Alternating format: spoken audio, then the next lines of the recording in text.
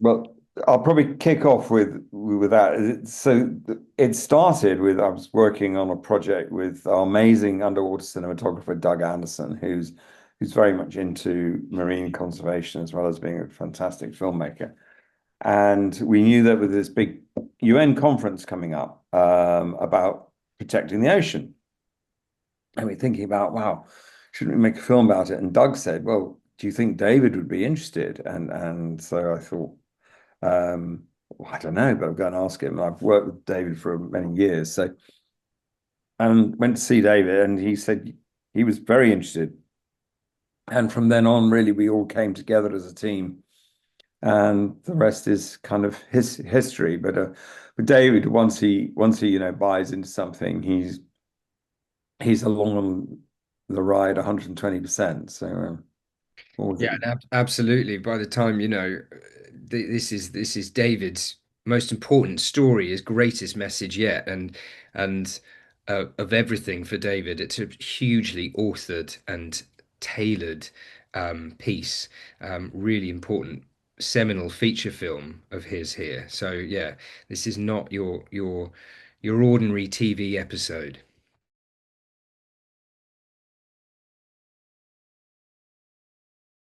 I think it's very mission orientated. It always a lot of the times when we've made films about the ocean in the past, it's been more just sort of generic, telling people about what lives there, or what happens down there. This one is really saying why we must protect the ocean, and to understand the why, you have to go on this journey. And the journey is really how we've discovered everything of how in David's lifetime we worked when David was a youngster, they knew nothing about the ocean. Now we know a lot, and he's been on that journey. But at the same time, you've got to discover what's going wrong with it. And then if you know those two things, there's an answer how to fix it. And that's the last kind of act, which is a really, really exciting answer because it's for real and it works and it's doable. And there are few things in this world right now that are so obvious and easy to do. So it's a great story. Yeah, absolutely. I mean that really is the biggest take home here is this story is such a unique gift in that it has this hugely real and tangible solution, this amazing story of hope. And that process of ocean recovery, it was something, even though I've worked with wildlife and marine wildlife all my life, it wasn't until I was working on the film that I really came to understand that process of spillover, and it completely blew my mind how if you protect an area of ocean, the process of recovery is very different to what happens on land. It's easier, it's quicker, it's more spectacular, and it fills out the surrounding areas of ocean with life again. And that process is a win for fisheries, for conservationists, for everyone on Earth. It gives us a stable climate, a breathable atmosphere. Um, it's a triple win for everyone. So, there's false hope is dangerous, but real hope, that's something we should be shouting about from the rooftops.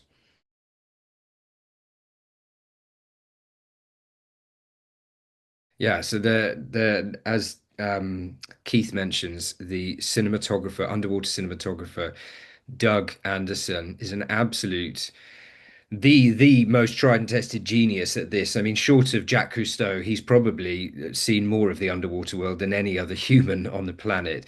So when it comes to nailing a specific cinematic wide shot, Doug is absolutely your man. I remember being in the water with him once in the Atlantic, and a whale shark just cruised past very, very slowly, and he just turned around, and he just panned just once like this, and then we looked at the shot, and it was just the most epic cinematic tracking shot of a whale shark I've ever seen, and it's just one take. He's just nailed that in.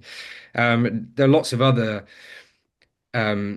modes of tech that we used. We developed this bit of technology called the tow cam, and it was this sort of torpedo-looking thing with these mini cameras built into the back of it, and that took a lot of development, which was spearheaded by Ollie Scholey, the field producer.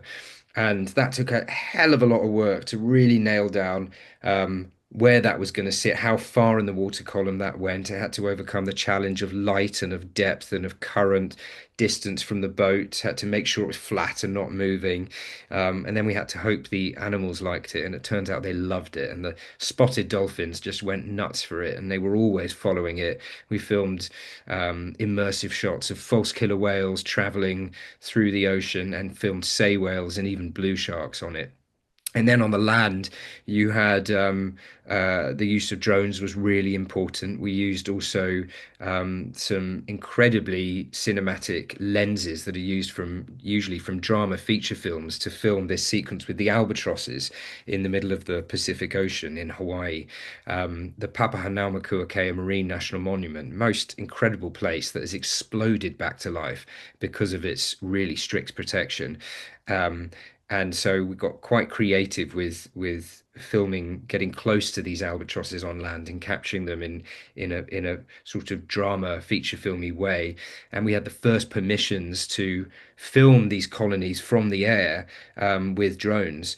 So we waited for a sort of windless day when there are very few albatrosses in the air because they need wind in order to get lift because they're so massive. Um, so once we had these windows, we could get the drones and get this incredible bird's eye view, these huge, wide, cinematic, expansive shots of the colony, which show the extent of recovery of these seabirds from the air. And it's amazing. 14 million seabirds now return to this monument each year to breed because of the protection.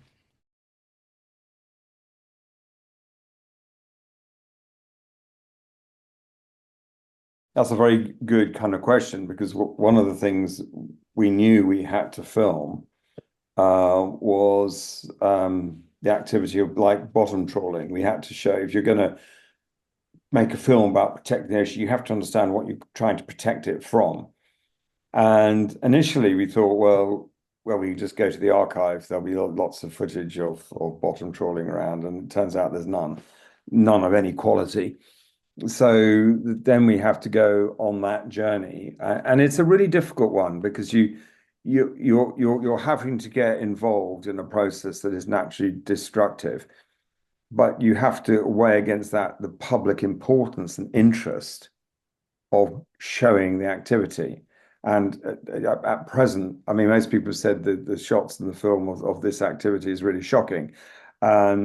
But they shouldn't be because it's happening every day and it's been happening for 50 years or more. That's maybe a century. So everyone should know about it, but they don't because it's never been filmed.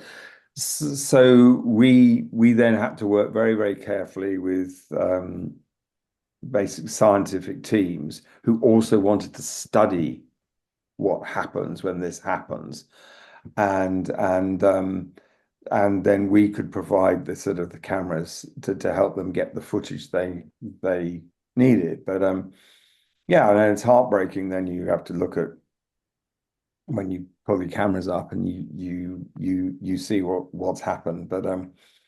Uh, but it sort of has to be done, and that activity's happening anyway. So in that respect, it's journalism, but it's hard. And that just to add to that, Jamie, the yeah, with the bottom trawling, um, it was obviously really important that we made sure that as Keith says, we were doing this along with scientists, but that we had this knowledge of exactly the areas that were going to be trawled by these scientific studies that we'd attached cameras to. And so we used surveillance cameras and dropped them ahead each time to reveal exactly what we were going to trawl, what the scientists were going to trawl through. And in doing so, it revealed this ancient pink sea fan bed community, which was actually in the commercial trawling zone and has somehow escaped trawling, this sort of magic triangle. And that's now in the process of becoming protected as a result of that shoot and that study, which is really, really exciting. But it just goes to demonstrate how this whole process, for 700 years since its advent off the UK is been done blind. You have no idea what these processes are demolishing in the seabed thousands of times across the ocean every single day. A process that's as common as ploughing on land but as damaging as bulldozing the Amazon rainforest and happens throughout many of our protected areas. So yeah, I mean that was actually an incredibly insightful process to be able to see what was happening because it exposes the violence of the process clearly for the first time.